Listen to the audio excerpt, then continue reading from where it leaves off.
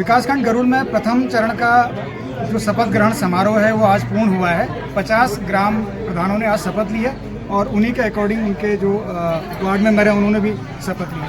तो 450 के आसपास शायद नंबर है वार्ड मेंबर्स का जिन्होंने आज शपथ लिया। ऐसे लगभग 50% ग्राम सभाओं में पूर्ण जो गठन हो चुका है, कैबिनेट बन चुकी है ग्राम प्रधानों की, और कुछ ग्राम सभाओं में रह चुकी है। ऐसे ही हमारे एक युवा साथी हैं कैलाश पवार जी, जो ग्राम प्रधान बनकर आए हैं, उनका शपथ ग्रहण नहीं हो पाया। तो मैं उनसे पूछना चाहूँगा, कैलाश जी क्या कारण है आपका शपथ ग्रहण आज नहीं हुआ? पंचायती चुनाव 2025 में मुझे भी प्रतिभाग करने का अवसर मिला और मैं आपके चैनल के माध्यम से अपनी ग्राम सभा यार को लेकर सभी मतदाताओं का धन्यवाद करता हूं कि उन्होंने मुझे प्रधान पद पर निर्वाचित किया।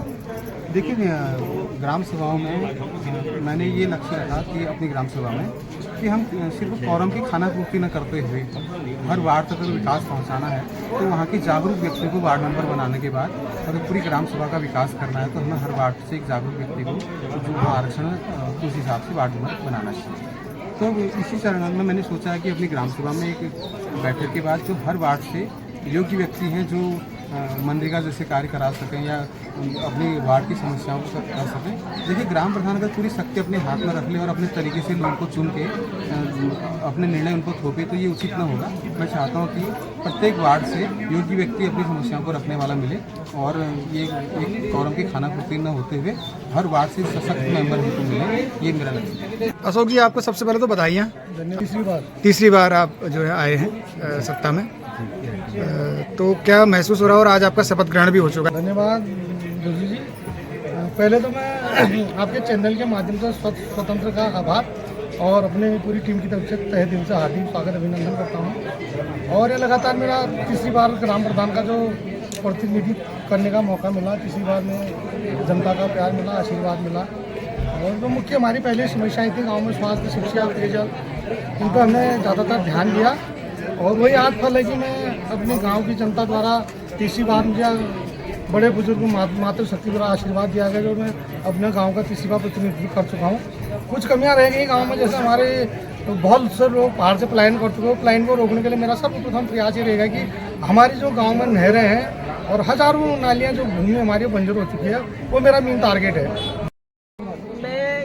ग्राम सभा से बाहर सदस्य हूँ, तो मैं अपने गांव के जो समस्याएं हैं उसके बारे में बताना चाह रही हूँ। तो मेरे गांव में जैसे सिंचाई से संबंधित नहर हो गया और उसके अलावा हमारे जो गांव में रास्ते हैं, जैसे सार्वजनिक रास्ते हैं, मंदिर का रास्ता, हमारे वहाँ मंदिर है, शिव का मंदिर है, जिसमें पनिया से नाव से सभी लोग आते हैं सावन में।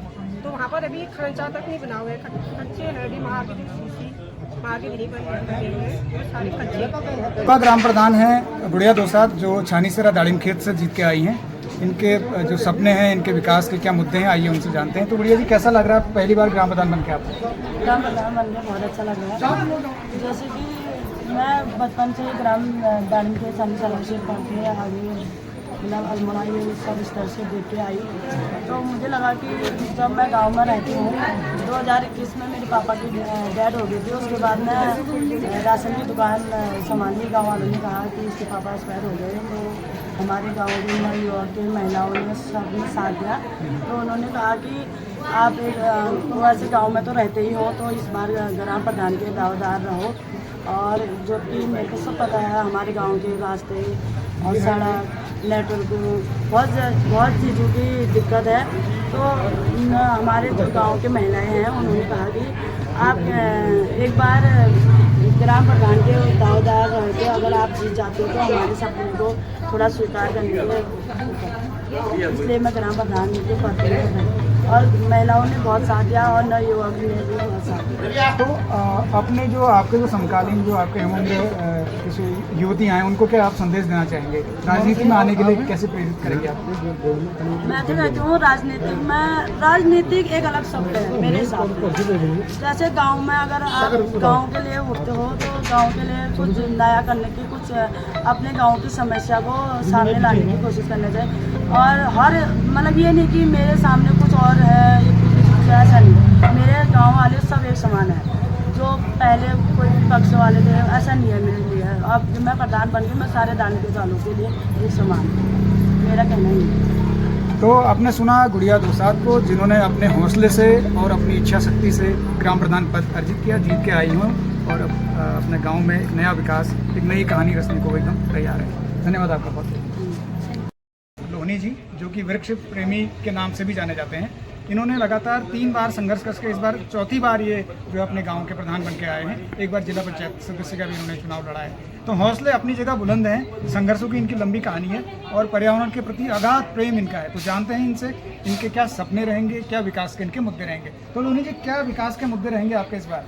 विकास के मुद्दे तो मेरा 17 विकास के मुद्दे हैं, वैसे गरीबों के हित में मेरे मुद्दे हैं बस। और विकास के मुद्दे यही हैं कि गांव में 2006 में हमारी रोड बनी है, अभी तक वो रोड अभी ऐसा है कि वो पूरी नहीं हुई है। 5 किलोमीटर रोड थी, 3 किलोमीटर रोड बनी है, उसमें अभी तक ग्रेडिंग भी नहीं हुई है। अच्छा। और ये कई बार मैंने जिले में भी ये बातें बता दी है। और समस्या खाद्यान्न से भी मेरी समस्या ही है। आजकल ऐसा है, यूनिट के हिसाब से आप देखो चावल और गेहूँ दिया जा रहा है। इससे पहले 10 साल पहले 25 किलो चावल और 25 किलो गेहूँ और 500 ग्राम यूनिट पर चीनी दी जाती थी और मिट्टी तेल भी दिया जाता है लैंप जलाने के लिए। वो भी उपलब्ध गरीबों को नहीं है, लेकिन वो भी गरीबों को उपलब्ध कराना अनिवार्य है। और दूसरी समस्या ये है, समस्या मेरी 17 है, मैं आपको बता ही रहा हूँ कि 17 समस्या में अभी आपको पेयजल की समस्या है, नहर की समस्या है, रास्ते की समस्या है और क्या कहते हैं आंगनवाड़ी की समस्या है। समस्याएं बहुत हैं और क्या कहते हैं क्या बताऊँ। पर्यावरण के क्षेत्र में कुछ बताइए, कितने वृक्ष आपने आज तक लगाए हैं? पर्यावरण सर 1990 से मैं लगातार पौधारोपण कर रहा हूँ और पौधारोपण कर रहा हूँ 1992 से लगातार। और मैंने कम से कम 6 जंगल बना दिए हैं, 1,25,000 अरब मैंने निःशुल्क पेड़ बांट दिए हैं। और वर्तमान में एक नर्सरी, मेरी मिनी नर्सरी है घर पर। और मेरे को शौक ही बचपन से पेड़ देने का है लोगों को, मैं अभी भी पेड़ देने का ही काम कर रहा हूँ। तो ये बहुत ही अच्छी बात है कि एक पर्यावरण से प्रेम करने वाले, एनवायरनमेंट से प्रेम करने वाले लोग ग्राम सभाओं में आ रहे हैं और ग्राम प्रधान बन रहे हैं या प्रतिनिधि, जनप्रतिनिधि बन रहे हैं। और इस अच्छी बात का संकेत आने वाले दिनों में दिखेगा, जब दिनेश लोहनी जी जैसे वृक्ष मित्र जाएंगे और अपना एक पर्यावरण से संबंधित काम अपनी ग्राम सभा में करेंगे। इसका एक अच्छा पॉजिटिव संदेश भी पूरे प्रदेश भर में जाएगा। मैं विपिन और आप देख रहे हैं स्वर स्वतंत्र। स्वामी जी हैं, डंगोली से हैं, आप नए युवा प्रधान बन के इस वक्त आए हैं, तो इनसे जानते हैं कि इनके विकास के क्या मुद्दे हैं। तो भाई साहब, कैसा लग रहा है आज इस शपथ ग्रहण समारोह में? बहुत खुशी हो रही है। नमस्कार, मैं विजय कुमार गोस्वामी, थान डंगोली ग्राम सभा से ग्राम प्रधान पद के उम्मीदवार पर हूँ। और ये स्वर स्वतंत्र चैनल के माध्यम से मैं पहले तो मीडिया को बहुत बहुत धन्यवाद करता हूँ कि ग्राम सभा को, ग्राम प्रधान को बोलने का मौका दिया और जो उसकी भावनाएं हैं वो हम प्रकट करेंगे। जैसे कि इसमें हम प्रधानमंत्री आवास योजना है, उसके बाद ग्राम सभा के विकास है, स्वच्छता अभियान है, रास्ते हैं, नौले हैं, नाले हैं, उसके बाद अन्य जो ग्राम सभा के अंदर में कार्य होते हैं उन कार्यों में हम काम करेंगे। और साथ में रोड की फैसिलिटी जो नहीं प्राप्त कर पाए वो आज तक वो देंगे। और विकास जो आज तक जिस परिवार को विकास नहीं मिल पाया वो भी विकास हम कराने की कोशिश करेंगे।